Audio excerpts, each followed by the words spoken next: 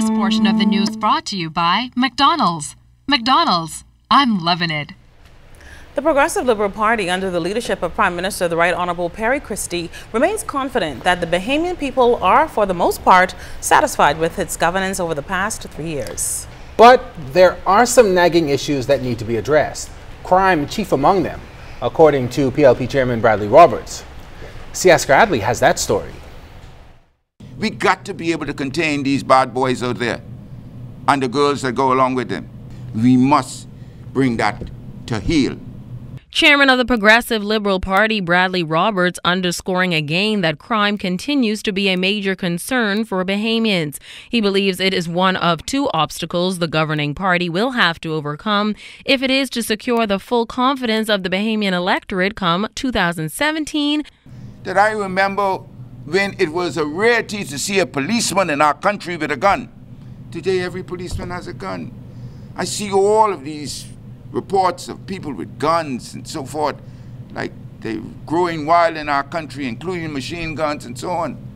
If we don't contain them, it's going to eventually lead to our destruction.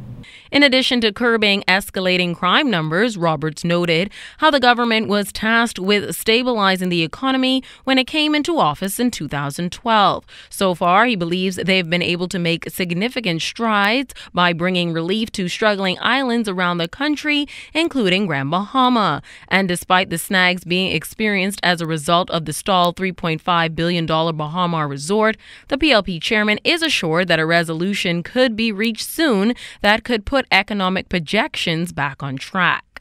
That means thousands of jobs for Bahamians. Bahamians who got millions of dollars invested in that operation finally going to be able to start seeing a return on their investment. That is going to have a significant impact and a positive one for the economy of the Bahamas. The economy of Grand Bahama has turned around significantly. Tourism is up, unprecedented. It takes time. I know that our people, lots of our people, of this instant mentality. They think that the government has some magic wand.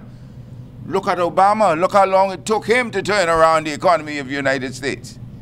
Once these issues are tackled, Roberts is confident that the Progressive Liberal Party will win the 2017 general elections. Siaska Adley, ZNS Network News. The Police Staff Association and government could be facing another court battle soon.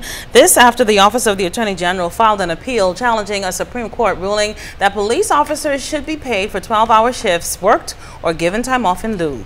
PSA Attorney Wayne Monroe says the filing was made on September 4th and the case could be heard as early as December. He says he is very optimistic, though, that the Attorney General is willing to talk despite the appeal because no one was willing to do so before the court action. Now, the attorney believes, however, there is no basis for the appeal. Everyone seems to say that the officers ought to be compensated. And of course, the Police Staff Association reminds the present government that the staff orders, the force orders that were promulgated that we rely on, were done so in 2003 and 2004. Anyone with passing political history would know that that was during Mr. Christie's first administration. So we are fairly certain that the government will not be backtracking on a position that it itself championed for the police force. Attorney Monroe says he cannot believe anyone would think someone should not be compensated for their work. The 12-hour shift was first instated in 2013 and later reinstated in 2014. Attorney Monroe estimates officers are owed in excess of $16 million, but aware of budgetary constraints, says police are open to discussion. Police Staff Association Executive Chairman Dwight Smith says one issue is that some officers have retired or died and cannot receive lieu days. Smith says he would have preferred if that matter never went to court. We're not comfortable when we have to actually go before court. We're not comfortable that we have to go before to call a press to make people aware. We would rather that when we send these documentation and bring it to your attention, that we can actually come around the table and have a good discussion as men and women who serve the same people that the administration would have served. The Chartered Institute of Arbitrators is likely to add another revenue stream for the country. That was the position of Minister of State for Investment, the Honorable Kailash Roll, who spoke during the installation of the Institute officers this afternoon at Luciano's of Chicago. The new chapter has about 68 members. Among the new officers are Chairman of the branch, Dr. Richard Demerit, and Ruby Nottage is the Chair for Education and Training. Minister Roll said the country lacks a national development plan, and that's currently being formulated. But he says arbitration provides another avenue of benefit. The opportunity that I see from what CARB is doing is it's innovative. It's a platform for real diversification. It actually adds a new, I guess, income line if you were to use a revenue generating model for the Bahamas. It actually adds a new revenue line for the country. It increases an area of expertise that does not currently exist. And some of the benefits that the Bahamas have is that our location, people have confidence in our ability to adjudicate, to solve problems, and to be professional. Financial Services Minister, the Honorable Hope Strawn, said her ministry continues to work to develop the Bahamas as an international arbitration hub by focusing on critical areas. Those areas, she said, include identifying key markets, encouraging policymakers to allow legislative flexibility to keep up with global arbitration trends, and that professionals must be prepared to foster liberalization of the profession in order for international arbitration to thrive. My ministry will forensically conduct an opinion survey of international arbitrators and transactional lawyers in the Americas, Europe, Asia, Africa, and the Middle East who already conduct business with the Bahamas as to their preferences when choosing an arbitral seat. At the conclusion of the study, a national development plan will be prepared by the ministry's consultant, preeminent arbitrator and scholar in the field, Professor Jan Paulson.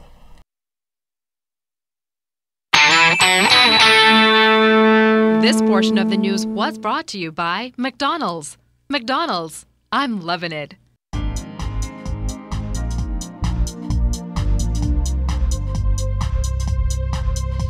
This is your Royal Fidelity Business News. I'm C.S. Scatterly.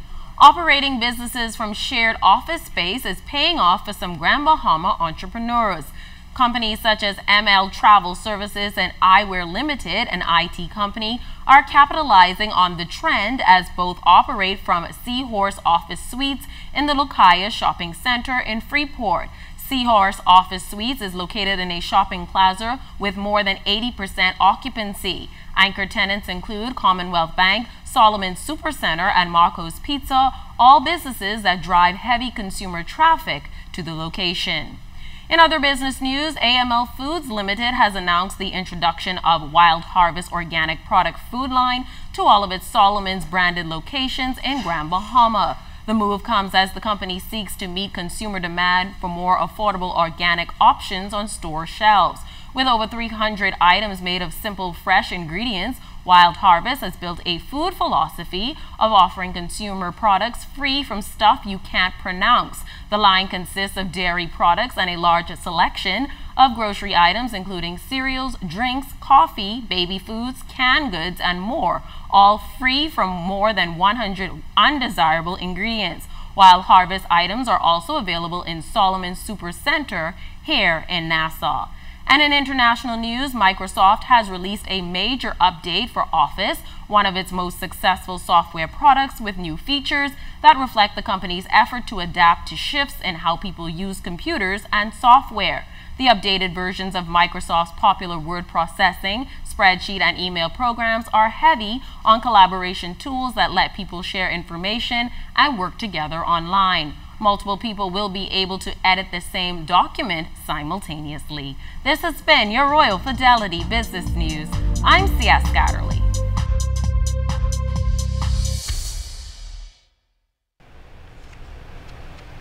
very unoften that we get to say that somebody is really awesome. But this artist, he's really got an eye. He's really got a hand. He's awesome. So I heard. He's very young. He's overcome some dire challenges, that lived in 2 shelters, has been homeless, has battled depression. But one channel that kept him grounded beyond God was his art. And that's a good thing. And Jim Anita Swain was at Dungalik Studios last night to view the one-man art exhibit of Andrew Knowles. Color is probably one of the first things that grips you when you look at the portraits by Andrew Knowles, now on display at Dungalik Studios. The young artist beamed with pride as scores turned out for his first solo project. He said what better inspiration to have than the female body. And that's why I use beautiful black women with a beautiful body and basically threw glitter on them. But what inspired me the most is that my paintings, they drew light and vibrance and a lot of color, and it shows contrast with how I feel inside. So I feel as if I appear to have like such a dark persona, but then my soul is beautiful because art reveals who you are inside. While it was a celebratory moment for Knowles, his life has had many challenges. I've been homeless enormous amount of times. I lived at Kobe House. I lived with friends. And throughout all, I guess I just was living and surviving. People always tell me, do me. And when I hear that, I don't hear continue with your career. I hear survive. One person that made sure to lend her support was the wife of Prime Minister Mrs. Bernadette Christie, who considers Knowles a son. She says nothing would have kept her away. Very important that we support young artists. I mean, Andrew's a young man. This is his first exhibition. And I can't believe how many people there are out here. So I hope they continue to come in, and even more so, I hope that they buy some of his paintings. A bit of Jonkano was also a cultural feast for art enthusiasts in attendance. Artist Alan Wallace and Dungalik Studios owner Pam Burnside both had only positive things to say about the exhibit. It's a brilliant show so far. What is scary is this is his first show, and it's like, mind-blowing what I'm seeing. So at the stage he's at now, the sky's the limit. Well, we're very impressed. I met Andrew several years ago. He did another show here with Penny Nottage, and I was introduced to his work. Very impressed, and he's so young, but obviously very talented. Anyone who wants to take in the pieces by Andrew Knowles, who considers himself to be the Bahamian Basquiat, has until October 14th to do so. Jiminita Swain, ZNS Network News. Besides awesome, he's also phenomenal. I think that there's no other word to describe him than phenomenal. I think those are the type of paintings that you need to grab now, because they're going to be like Brent Malone's. They're going to be, those paintings are, the eye is phenomenal, the color is phenomenal, the use of texture phenomenal. Buy it. It's going to be, that's one of those that are going to skyrocket. They give a new meaning to the term family island. It's literally what it's meant to scores of children who have relocated to Cat Island. In tonight's BTC Island Connection, Keishla Adderley introduces us to the women who play the role of mother time and time again. It's time for the BTC Island Connection. BTC every day. This is the girls' dorm.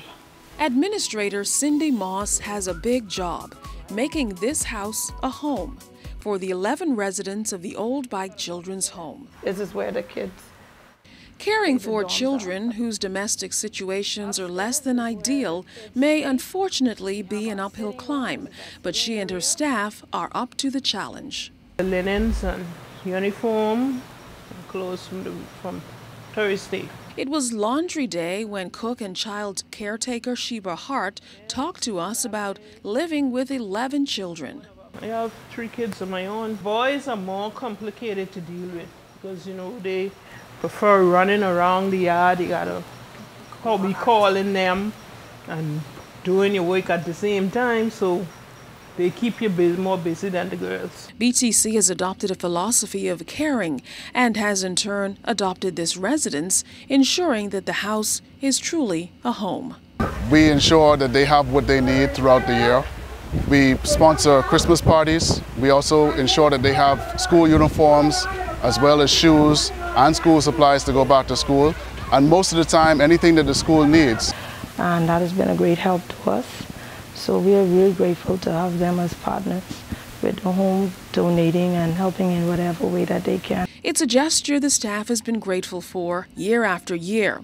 And Supervisor May Smith, a 31-year retiree from BTC, says she's happy to continue her relationship with the children's home. Oh yes, I say they're following me.